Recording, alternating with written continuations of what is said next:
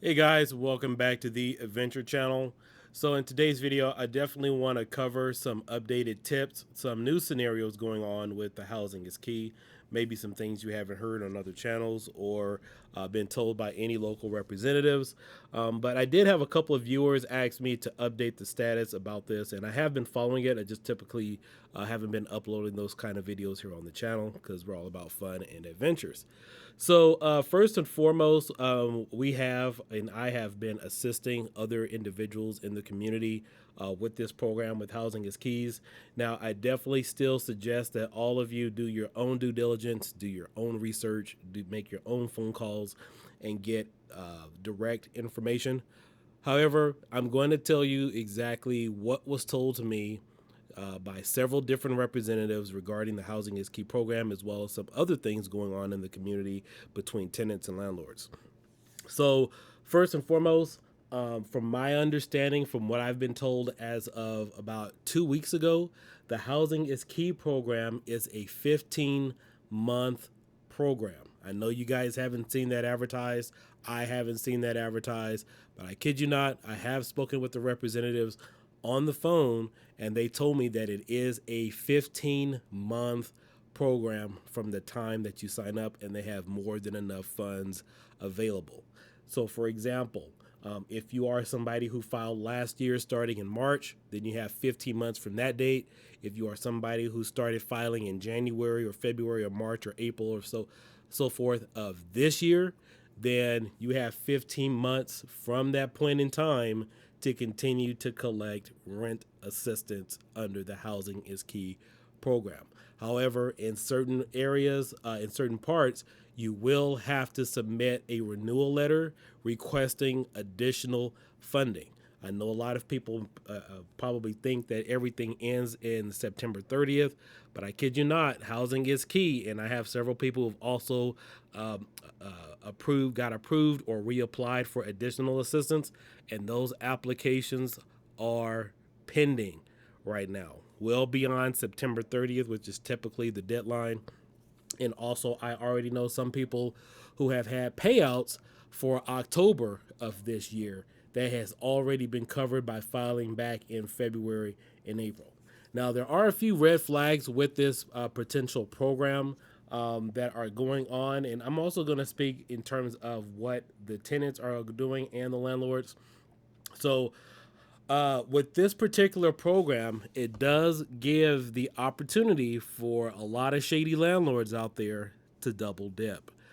There have been mistakes made with the Housing is Key program where if you paid your rent for, let's say, if you filed for this year for a couple of months and they make a mistake, chances are I would check your documentation, but there is a chance that Housing is Key could accidentally fund for months you've already paid, allowing allowing the landlord to possibly double dip. And it would be their responsibility and on their own reconnaissance to refund you that money if they pay for months that are already paid. Now, in some other instances, it does balance out. I've seen in some cases where, let's say, the total amount in back due rent is still typical. However, certain amounts of the money have been allocated for months that have already been paid. So, for accounting purposes, you definitely want to make sure that that is accurate. I mean, even though the entire dollar amount still comes out to be the same, you definitely want to make sure that you check all of that to make sure that it is accurate for accounting purposes, and you are legally, I wouldn't say required, but you do have a legal responsibility to request those additional funds be paid back to you. I've actually seen some of these things.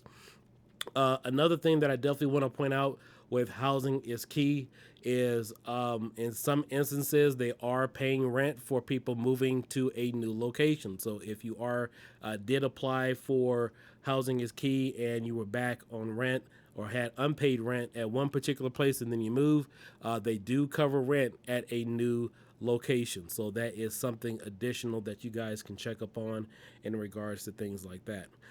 Another thing that I have also seen, though I would probably say the biggest concern right now is a lot of landlords are not doing their part in regards to the bill.pay. So typically what happens is the tenants, I'm sorry, not the tenants, but the landlords have two options. The first option is to either get a check, or the second option is to get a automatic deposit. Now, in order for them to get the automatic deposit, they have to go online to a website called bill.pay. I believe it's billpay.com, where they will have to register on site to get a automatic payment or automatic deposit. If they don't do that, I can probably tell you that your landlord will be calling you guys asking you for the money. I've seen things like that, but it's their responsibility to check their spam filters to make sure that they sign up for that website, or else they won't get paid whatsoever. Now, the unfortunate part is for a lot of landlords and property managers, you guys aren't going to see this information. However, you should do your own due diligence and call a 833 phone number. This one here, 833-687-0967. It's not the tenant's responsibility to check up on funds that are dispersed. That is your responsibility to follow up on funds that are deeded to your client or to your company in order to get a payout. So keep in mind, there are a lot of things that the landlords cannot see, but it's really vital that you work with your tenant in order to get your funds, because they have better access to see certain things that you guys typically won't see with the account funds and everything that's going on with the program. But yeah, I definitely just wanted to give you guys some additional information in regards to this program. This program has, I mean, it's a very good program. However, it is allowing a lot of people to put them in a position for the honor system, where there could be a lot of account fraud done. And a lot of that will fall on the landlords, and we'll see exactly how honest they are when they're not refunding or dispersing those overpayments. If tenants are not doing their checking on their accounts to make sure that all the funds are accurate for in some cases. And then also too, another situation that can happen is you have landlords that will ask you to move out, and in some cases say, hey, we're going to sell the house, and they're still collecting rent. Now remember, if you moved out or whatever, Housing is Key needs to know this information, because they could have been paying for funds where they no longer have the property, or there's another tenant staying there.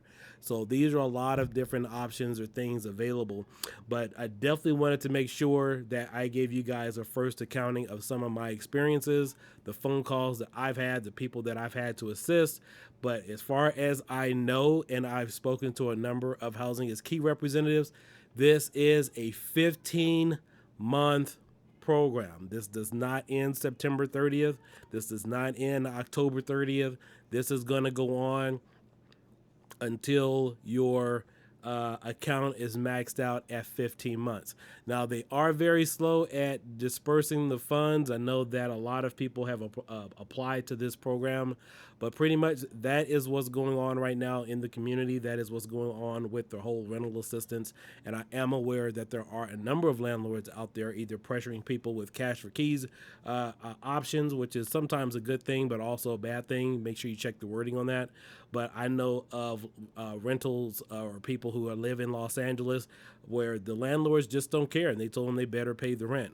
So make sure you guys also document every conversation. I wouldn't suggest having any type of verbal conversations unless you really, really like your tenant or you really, really like your landlord. Make sure everything is documented, either in a text or email preferably. There are a lot of harassment claims going on, and there are I know it has been really difficult for a number of people to find good legal representation. In fact, I don't have their phone number in front of me right now. Let me see if I can find it. But I know legal aid really hasn't been too helpful, because if you call legal aid, they'll send you through the whole runaround treatment. But let me see if I can find this phone number here. Just give me a second. Let me see if I have that number for you guys. But, for the most part, I know that it's been difficult to find good legal representation that will take on cases like this. So Here is a law firm that I definitely know that has been assisting people and looking to take on cases at this time. They are called the Tenants Law Firm. This one was given to me from a few other executives and people that I work with. They are located at Penthouse Suite 9454 Wilshire Boulevard in Beverly Hills. 310-432-3200. They are representing clients as we speak, but I know it takes a few days to get a hold of them. So they are doing legal representations. Now, there are some other companies as far as up north near Sacramento, if you guys are in California, that are taking cases. Let me see if I have that phone number here in front of me.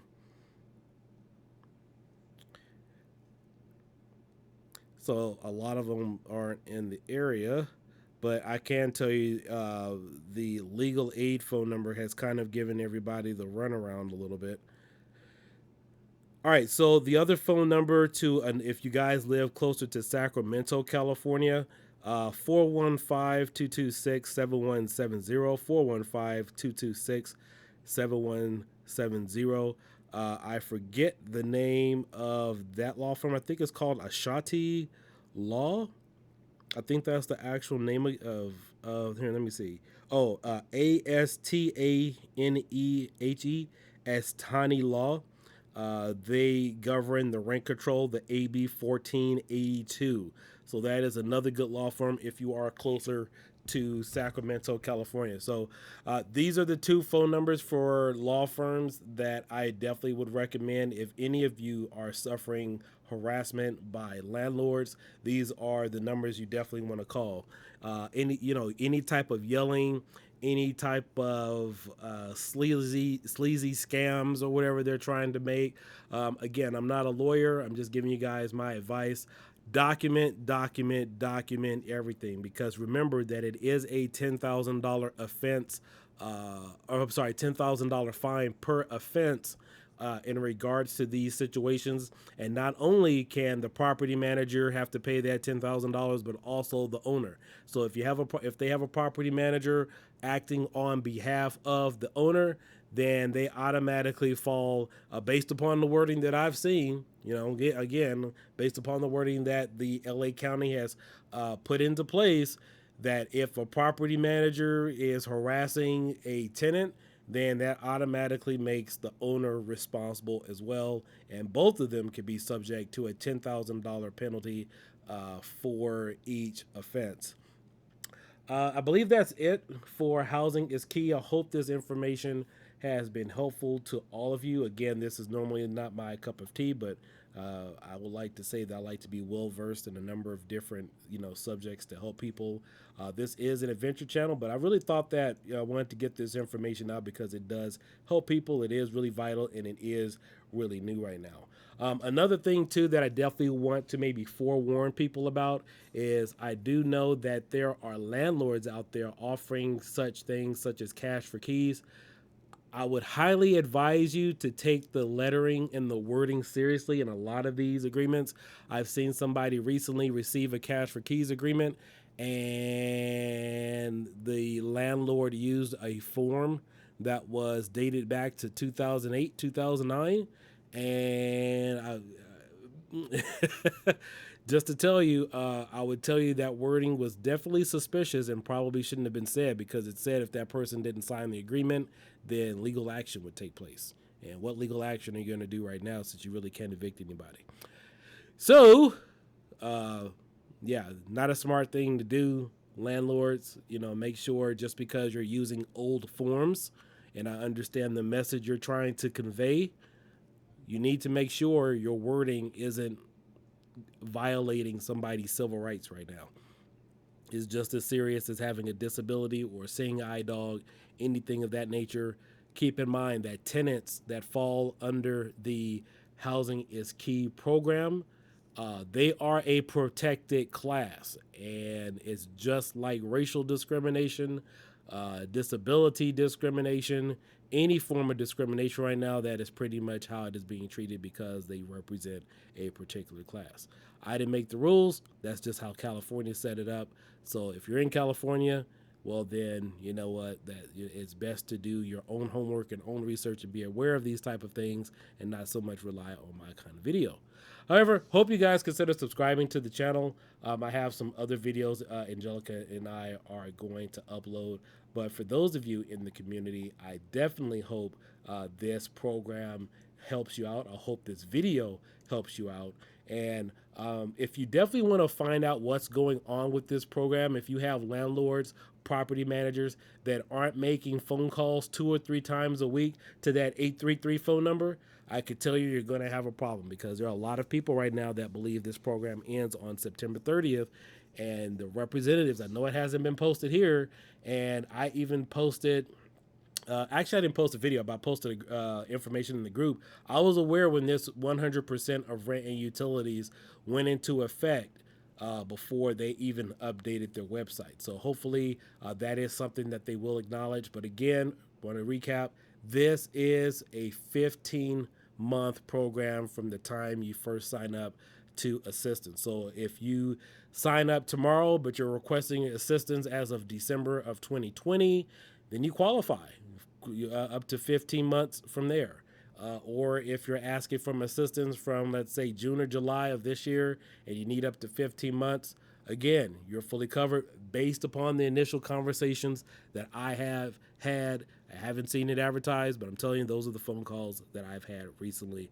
Watch out for the double dipping, and I will tell you that the number of representatives I have confirmed that they have had a number of problems with landlords double dipping or trying to shave numbers and trying to get a little bit more. And if their application doesn't match your initial application when you submitted it, then that's going to throw off the whole process and probably prolong it a little bit longer. So again, guys, hope you guys enjoyed this video. I take that you take this information to heart, and I'll catch you guys later. Peace out. Bye-bye.